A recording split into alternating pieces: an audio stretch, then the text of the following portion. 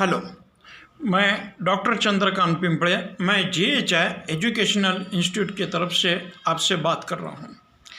एक डॉक्टर ने मुझे एक सवाल पूछा है कि स्किन डिसीज़ को किस प्रकार से ट्रीटमेंट देना चाहिए। एक्चुअली बात ऐसी है कि डॉक्टर हनीमान इन्होंने बेसिक स्किन डिसीज़ के सोरिक सिम्टम्स दिए। वैसे देखें तो स्किन के हज़ारों के संख्या में स्किन डिसीजेस है, मगर डॉक्टर हनीमान इन्होंने अलग मेजरमेंट दिया है। उनके हिसाब से हमको कोई भी हमारे सामने स्किन का डिसीज़ है तो उसमें हमको डॉक्टर हनीमान इन्होंने दिए हुए सोरिक सिम्टम्स ढूंढ के निकालना है और उस हिसाब से दवाई का एडमिनिस्ट्रेशन हमको करना है। अगर हम इस ढंग से काम करते तो बहुत सारी बातों को हम सॉल्व कर पाते, अदरवाइज वो सॉल्व नहीं होते। बहुत बार सेंटिसिमल मेडिसिन से पैलिएशन की घटना ज़्यादा हो जाती है, क्योर नहीं हो पाता। एलएम पोटेंसी से हम क्योर कर सकते हैं, उसके डोजेस में हम सेटिंग कर सकते हैं। बहुत सारे जेनेटिक डिसीजेस है, जैसे डायबिटीज़ है, रोमेटिज़म्स है, अस्थमा है या थायराइड की कंप्लेंट है। तो इस प्रकार के जो जेनेटिक डिसीजेस है तो इसमें बहुत बड़े प्रमाण में ये स्किन के सोरिक सिम्टम्स रहते हैं और ये 4-5 सोरिक सिम्टम्स मिलके एक प्रकार का ब्लॉक तैयार हो जाता है और वो ब्लॉक जगह जगह पर अड़चने निर्माण करता है। बहुत बार ये जब तक हम ब्लॉक सोरिक सिम्टम्स का स्किन के सोरिक सिम्टम्स का ब्लॉक जब तक हम उसको रिमूव नहीं करते तब तक बड़ी बड़ी से केस दुरुस्त नहीं हो सकते। ये डॉक्टर हनीमान इनका कहना है। क्रोनिक डिसीज़ में उन्होंने यही बात मेंशन करने की है, मैं आपको वही बात सिंपल भाषा में बोल रहा हूँ। मगर सेंटिसिमल पोटेंसी से आप ये काम नहीं कर सकते, एंटीसोरिक ट्रीटमेंट से आप ये काम बहुत अच्छी तरह से कर सकते हैं।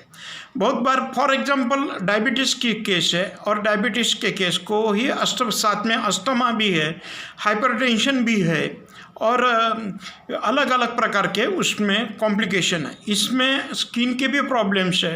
तो ये जो स्किन के जो सोरिक सिम्टम्स है वो बहुत जगह पर ब्लॉकेज तैयार करते हैं, वो दूसरे सिम्टम्स को क्योर होने नहीं देते, वो जगह जगह पर बाधाएं निर्माण करते हैं। तो बहुत बार जब तक हम वो स्किन के सोरिक सिम्टम्स को हम दुरुस्त नहीं करते तब तक वो प्रॉब्लम हमको सॉल्व नहीं कर सकते। डॉक्टर हनीमान की स्ट्रेटजी अलग है, डॉक्टर हनीमान की दवाई देने की युद्ध नीति अलग है। उनके युद्ध नीति से हम अगर काम करते हैं तो ये जो स्किन के सोरिक सिम्टम्स है ये रिमूव हो जाते, ये ब्लॉक नष्ट हो जाता। ब्लॉक का मतलब है 2-4 स्किन के सोरिक सिम्टम्स एक दूसरे में मिक्स हो जाना, मर्ज हो जाना और एक अलग प्रकार का स्किन का प्रॉब्लम तैयार होना। तो ये प्रॉब्लम हम एंटीसोरिक ट्रीटमेंट से हम दुरुस्त कर सकते हैं। तो हम अगर इस प्रकार से हम काम करेंगे तो ये ब्लॉक दूर हो जाएंगे, अदरवाइज अन्यथा हम बहुत सारे केसेस को 100% दुरुस्त नहीं कर सकते। रोमेटिज़म की केस जैसी की वैसी रहेंगी, डायबिटीज़ की केस जैसी की वैसी रहेंगी, अस्थमा की केसेस जैसी की वैसे रहेंगे। बहुत बार सेंटिसिमल पोटेंसी से हमको लगता है कि हमने स्किन का प्रॉब्लम सॉल्व किया, स्किन के सोरिक सिम्टम्स हम नष्ट किए या स्किन डिसीजेस नष्ट किया, मगर ये हमारी भ्रांति हो जाती है।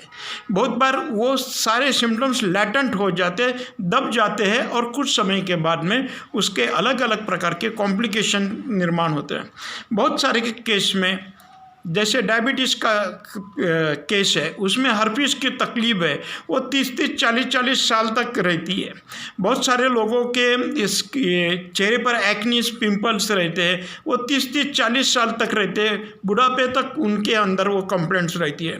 तो ऐसे जो प्रोलॉन्ग पीरियड के जो स्किन के प्रॉब्लम्स हैं आप एलएम पोटेंसी से एंटीसोरिक ट्रीटमेंट से आप दुरुस्त कर सकते, उसकी युद्ध नीति अलग है और ये युद्ध नीति मैं ऑनलाइन क्लासेस में सिखा रहा हूँ। Thank you please.